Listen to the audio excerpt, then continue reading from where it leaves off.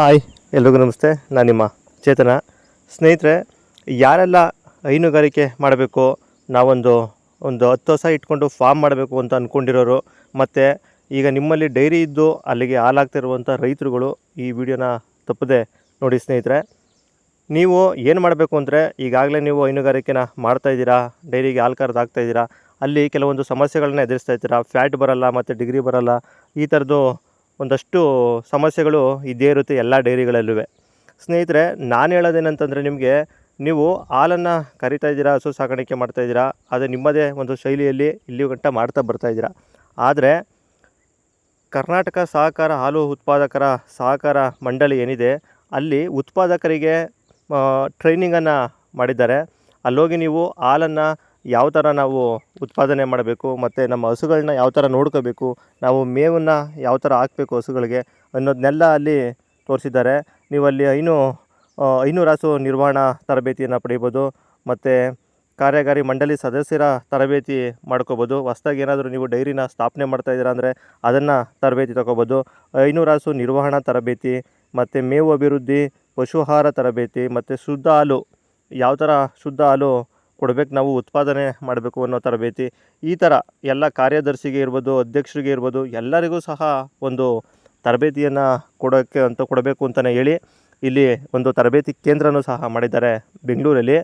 ಎಷ್ಟು ರೈತರಿಗೆ ಇದು ಗೊತ್ತಿದೆ ಅನ್ನೋದು ಗೊತ್ತಿಲ್ಲ, ಯಾಕೆ ಅಂದರೆ ಎಲ್ಲ ರೈತರುಗಳಿಗೂ ಗೊತ್ತಿರಲ್ಲ. ನಿಮ್ಮ ಹಾಲು ಉತ್ಪಾದಕರ ಸಹಕಾರ ಸಂಘ ಏನಿದೆ ಡೈರಿ, ಆ ಡೈರಿ ಮೂಲಕನೇ ನೀವು ಅವ್ರ ಕಡೆಯಿಂದ ಒಂದು ಲೆಟ್ರ್ ತಗೊಂಡು ನೀವು ಅಲ್ಲಿಗೆ ಹೋಗ್ಬೋದು. 3 ದಿನದ ಈ ತರಬೇತಿ ಆಗಿರುತ್ತೆ.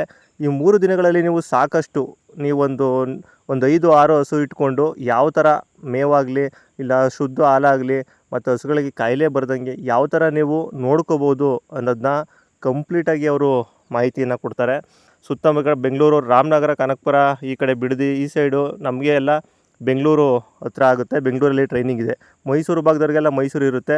ಹಾಗೆ ಯಾವುದು ಕಡೆ ಹತ್ರ ಇರುತ್ತೆ ಅಂತ ನಿಮ್ಮ ಸಹಕಾರ ಸಂಘದಲ್ಲೇ ತಿಳಿಸ್ತಾರೆ. ಹಾಗೆ ನಿಮಗೆ ಅಲ್ಲಿ ಹೋದ್ಮೇಲೆ ಊಟ ಆಗಿರ್ಬೋದು, ಮತ್ತು ಅಲ್ಲಿ ಉಳ್ಕೊಳ್ಳುವಂತಹ ಸೌಲಭ್ಯನೂ ಸಹ 3 ದಿನ ಅವರೇ ಕೊಡ್ತಾರೆ. ಅದು ಸಹ ನಿಮಗೆ ಫ್ರೀಯಾಗಿ ಸಿಗುತ್ತೆ.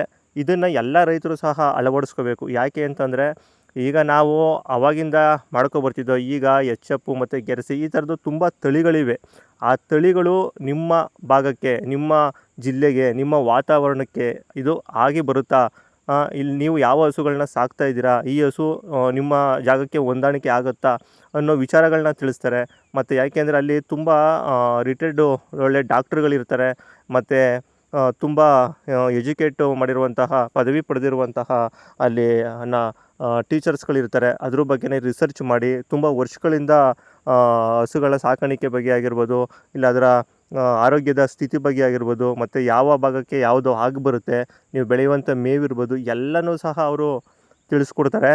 ತುಂಬ ಅಚ್ಚುಕಟ್ಟಾಗಿ ಮಾಡಿದ್ದಾರೆ. ಅಲ್ಲಿ ಕ್ಲಾಸ್ಗಳನ್ನ ತಗೊಳ್ಳುವಂಥದ್ದು, ಮತ್ತು ನಮಗಲ್ಲಿ ವಿಷಯಗಳನ್ನ ಒಂದು ಟಿ ವಿ ಪರದೆಯ ಮುಖಾಂತರ ತೋರಿಸುವಾಗಿರ್ಬೋದು.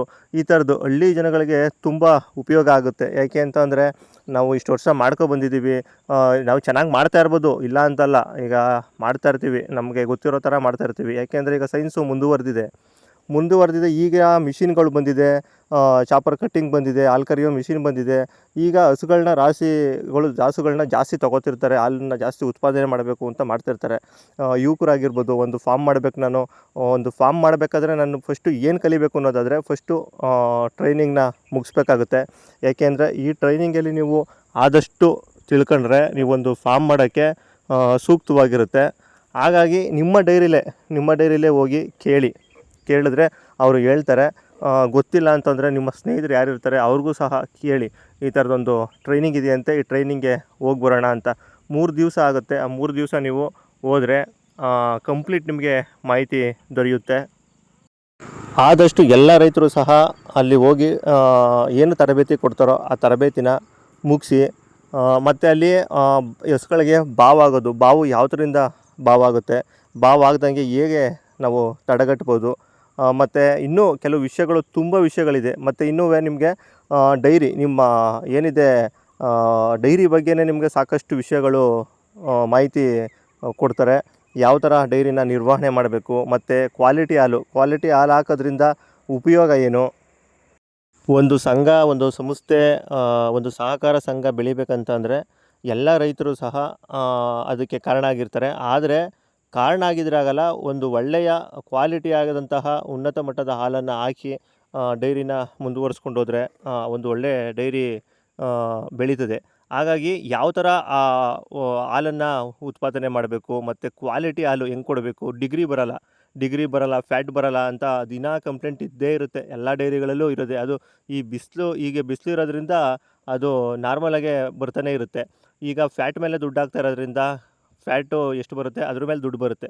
ಫ್ಯಾಟ್ ಅಂದರೆ ಏನು, ಫ್ಯಾಟ್ ಯಾಕೆ ಬರಲ್ಲ ಅನ್ನೋದ್ರ, ಮತ್ತು ಡಿಗ್ರಿ ಯಾಕೆ ಬರಲ್ಲ, ಡಿಗ್ರಿ ಬರದೇ ಇರೋಕ್ಕೆ ನೀವೇನೇನು ಮಾಡ್ತಾಯಿದ್ದೀರಾ, ಹಸುನ ಯಾವ ಥರ ಸಾಕಬೇಕು, ಎಷ್ಟು ಕೆ ಜಿ ಹುಲ್ಲು ಹಾಕಬೇಕು, ಮತ್ತು ಅದನ್ನು ಎಷ್ಟು ನೀರು ಕುಡಿಬೇಕು, ಒಂದು ಹಸು 10 ಲೀಟ್ರ್ ಹಾಲು ಕೊಡ್ತಾಯಿದೆ ಅಂದರೆ ಅದಕ್ಕೆ ಎಷ್ಟು ನೀರು ಬೇಕಾಗುತ್ತೆ, ಅದಕ್ಕೆ ಎಷ್ಟು ಹುಲ್ಲು ಬೇಕಾಗುತ್ತೆ, ಪ್ರತಿಯೊಂದು ವಿಷಯನೂ ಸಹ ಸಂಪೂರ್ಣವಾಗಿ ನಿಮಗೆ ತಿಳಿಸ್ತಾರೆ.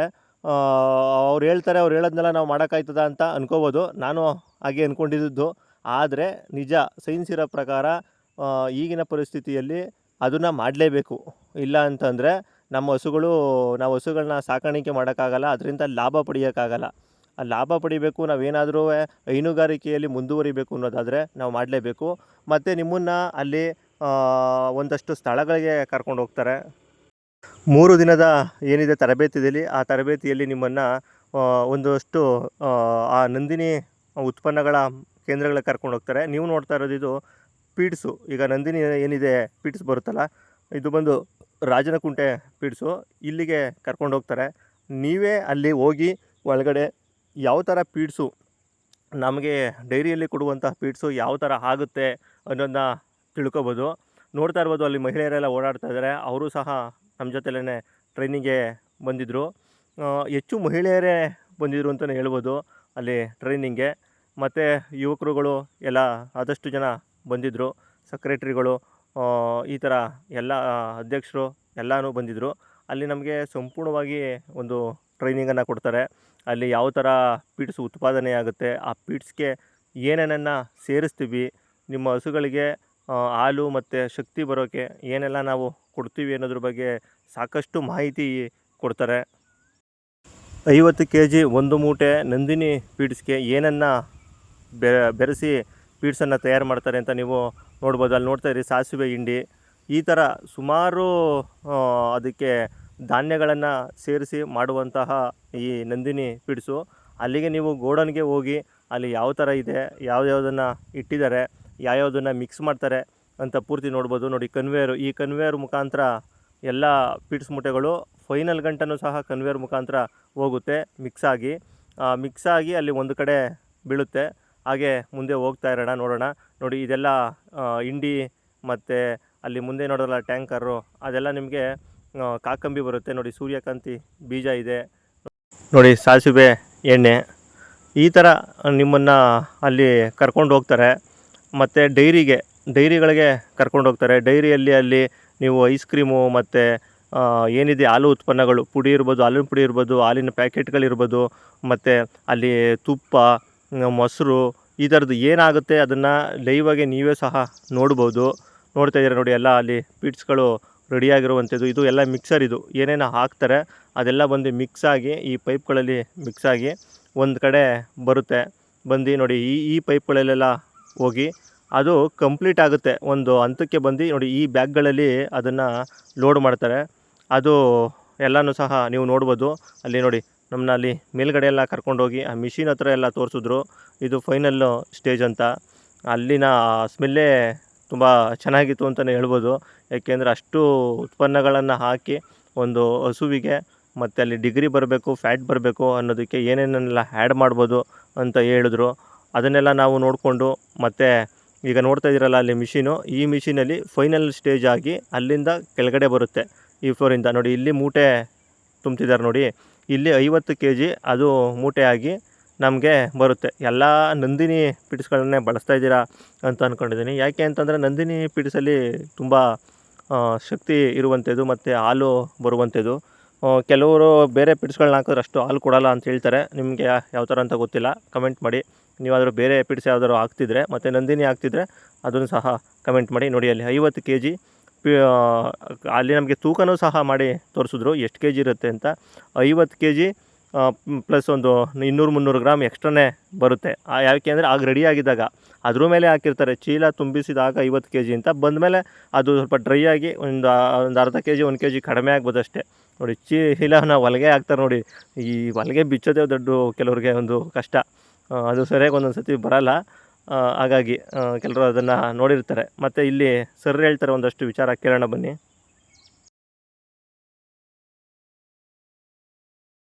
ನೋಡಿದ್ರಲ್ಲ ಅಲ್ಲಿ ಕೊಬ್ಬರಿ ಹಿಂಡಿ, ಅದನ್ನ 1ನೇ ಕಂಟೆ ಹಾಕೊಂಡಿದ್ದೀವಿ. 50 kg ತುಂಬಿಸುತ್ತೆ ಮತ್ತು 10 ಇಟ್ಕೊಂಡಿದ್ದೀವಿ. ಆಮೇಲೆ 2ನೇ ಕಂಟೆದಲ್ಲಿ ಡಿಐನ್ ರೈಸ್ ಬ್ರಾನ್ ಅಕ್ಕಿ ತೌಡು, ಎಣ್ಣೆ ರಹಿತ ಅಕ್ಕಿ ತೌಡು ಅದು, ಮತ್ತೆ ಸೋಯಾ ನೋಡಿದ್ರಲ್ಲ ಸೋಯಾಬೀನ್ ಅದು ಸೋಯಾ. ಆಮೇಲೆ ಮತ್ತೆ ನೋಡಿ ಸನ್ಫ್ಲವರ್, ಸೂರ್ಯಕಾಂತಿ ಹಿಂಡಿ, ಮತ್ತೆ ಕಾಟನ್ ಸೀಡ್ ಕೇಕ್, ಹತ್ತಿ ಹಿಂಡಿ, ಮತ್ತೆ ಪ್ರೀಮಿಕ್ಸ್ ಅಂತಂದ್ರೆ ನಾವು ಅದು ಕಡಿಮೆ ಪ್ರಮಾಣ, ಉಪ್ಪು ಕಾಮನ್ ಸಾಲ್ಟ್ ಅಂದ್ರೆ ನಾವು ಅಡಿಗೆ ಹಾಕ್ತೀವಲ್ಲ ಅದು ಉಪ್ಪೇನೆ.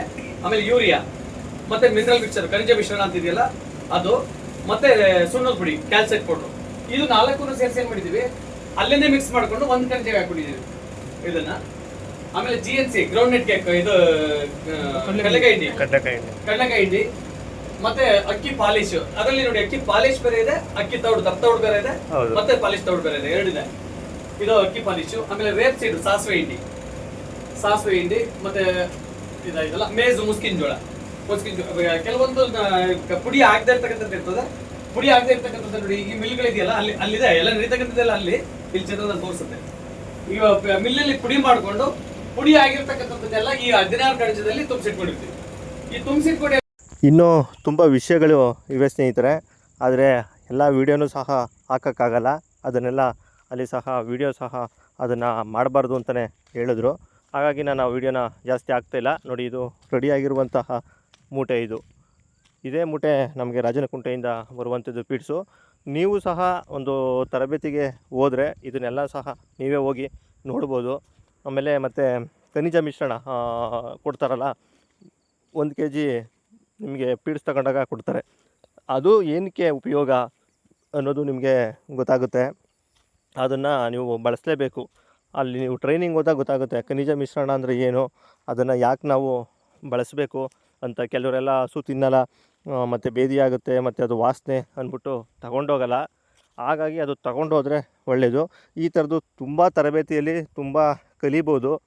ನೀವು ಅಕಸ್ಮಾತ್ ಯಾರು ವೀಡಿಯೋ ನೋಡ್ತಿದ್ರೆ ನಿಮ್ಮ ಅಪ್ಪಂದಿರೋ ಯಾರಾದ್ರೂ ಸಹ ಒಂದು ಹಸು ಇಟ್ಕೊಂಡು ಹಾಲನ್ನು ಕರೆದು ಹಾಕ್ತಾಯಿದ್ರೆ ಅವ್ರಿಗೂ ಸಹ ಈ ವಿಡಿಯೋನ ಹೇಳಿ ಅವ್ರನ್ನೂ ಸಹ ಕಳಿಸಿ, ಟ್ರೈನಿಂಗ್ಗೆ ಕಳಿಸಿ. ನೋಡಿ ಯಾವ ಥರ ಟ್ರೈನಿಂಗ್ ನಡೀತಿದೆ ಅಂತಲೇ ನೀವು ನೋಡ್ಬೋದು. ತುಂಬ ಜನ ಬರ್ತಾರೆ ಟ್ರೈನಿಂಗ್ಗೆ, ತುಂಬ ಅಚ್ಚುಕಟ್ಟಾಗಿ ತರಬೇತಿಯನ್ನು ಕೊಡ್ತಾರೆ. ಒಂದು ನಿಮ್ಮ ಡೈರಿ ಬಗ್ಗೆ, ನಿಮ್ಮ ಒಂದು ಸಹಕಾರ ಸಂಘದ ಬಗ್ಗೆ ಒಂದಷ್ಟು ವಿಚಾರಗಳನ್ನ ತಿಳ್ಕೊಬೋದು. ಹಸುವಿನ ಗರ್ಭಧಾರಣೆ, ಮತ್ತು ಹಸುವಿಗೆ ಯಾವಾಗ ವೀಟ್ ಕೊಡಿಸ್ಬೋದು, ಯಾವ ಟೈಮಲ್ಲಿ ಕೊಡಿಸ್ಬೇಕು, ಎಷ್ಟು ಟೈಮಲ್ಲಿ ಕೊಡಿಸ್ಬೇಕು, ಆವಾಗ ಫಲ ಯಾವಾಗ ನಿಲ್ಲುತ್ತೆ, ಈ ಥರದ್ದು ತುಂಬ ವಿಷಯಗಳನ್ನ ಕಲಿಬೋದು. 3 ದಿವಸ ನೀವು ಈ ಟ್ರೈನಿಂಗ್ಗೆ ಹೋದರೆ ಒಂದು ಉಪಯೋಗ ಆಗುತ್ತೆ ಸ್ನೇಹಿತರೆ. ಆದಷ್ಟು ಎಲ್ಲರೂ ಯಾರೆಲ್ಲ ಹೈನುಗಾರಿಕೆ ಮಾಡಬೇಕು ಅಂತ ಇದ್ದೀರಾ, ಹಳ್ಳಿಲಿ ಯಾರು ಡೈರಿಗೆ ಆಗ್ತಾಯಿದ್ದೀರಾ, 5 ಲೀಟ್ರ್ 3 ಲೀಟ್ರ್ ಎಷ್ಟೇ ಆಗ್ತಾ ಇರಲಿ ಅಲ್ಲ, ಒಂದು 3 ದಿವಸ ಫ್ರೀ ಮಾಡಿಕೊಂಡು ನಿಮ್ಮ ಡೈರಿಲಿ ಹೋಗಿ ಬನ್ನಿ. ನಿಮ್ಮ ಡೈರಿ ಸೆಕ್ರೆಟ್ರಿನ ವಿಚಾರಿಸಿ ನಾವೊಂದು ಟ್ರೈನಿಂಗ್ಗೆ ಹೋಗಬೇಕು ಅಂತ. 1 ತಿಂಗಳ ಟ್ರೈನಿಂಗು ಏನಿರುತ್ತೋ ಅದು ಶೆಡ್ಯೂಲು ಅವ್ರಿಗೆ ಕಳಿಸಿರ್ತಾರೆ. ಇಲ್ಲ ಅವರು ತೊಗೋಬೋದು, ಯಾವತ್ತು ಟ್ರೈನಿಂಗ್ ಇದೆ, ಯಾವ ಟ್ರೈನಿಂಗ್ ಇದೆ ಅಂದ್ಬಿಟ್ಟು 1 ತಿಂಗಳದ್ದು ಪ್ಲ್ಯಾನ್ ಆಗಿರುತ್ತೆ. ಒಂದೊಂದು ತಿಂಗಳಿಗೂ ಸಹ ಪ್ಲ್ಯಾನ್ ಆಗುತ್ತೆ ಎಷ್ಟರಿಂದ ಯಾವ ಡೇಟ್ಗೆ ಅಂತ. ಆ ಡೇಟ್ಗೆ ನೀವು ನಿಮ್ಮ ಸೆಕ್ರೆಟ್ರಿಗೆ ಹೇಳಿ ಆ ಡೇಟ್ನ ಹಾಕ್ಸ್ಕೊಂಡು ನೀವು ಹೋಗ್ಬೋದು. ವಸತಿ ಮತ್ತು ಊಟ ಎಲ್ಲ ಫ್ರೀ ಇರುತ್ತೆ, ಏನೂ ಸಮಸ್ಯೆ ಇಲ್ಲ. ತುಂಬ ಚೆನ್ನಾಗೇ ನೋಡ್ಕೋತಾರೆ, ತುಂಬ ಚೆನ್ನಾಗಿ ತರಬೇತಿನ ಕೊಡ್ತಾರೆ. ಆದಷ್ಟು ಎಲ್ಲರೂ ಸಹ ಹೋಗಿ ಈ ತರಬೇತಿನ ಮಾಡಿ ನಿಮ್ಮ ಫ್ರೆಂಡ್ಸ್ಗಳಿಗೆ ಈ ವಿಡಿಯೋನ ಶೇರ್ ಮಾಡಿ. ಹಾಗೆ ವಿಡಿಯೋ ಇಷ್ಟ ಆದರೆ ಲೈಕ್ ಮಾಡಿ, ಹಾಗೆ ನಮ್ಮ ಚಾನಲ್ನ ಸಬ್ಸ್ಕ್ರೈಬ್ ಮಾಡೋದನ್ನ ಮರಿಬೇಡಿ. ಇದೇ ಥರ ವೀಡಿಯೋಗಳಿಗೆ ಸಿಗೋಣ ಮುಂದಿನ ವೀಡಿಯೋದಲ್ಲಿ. ನಮಸ್ತೆ.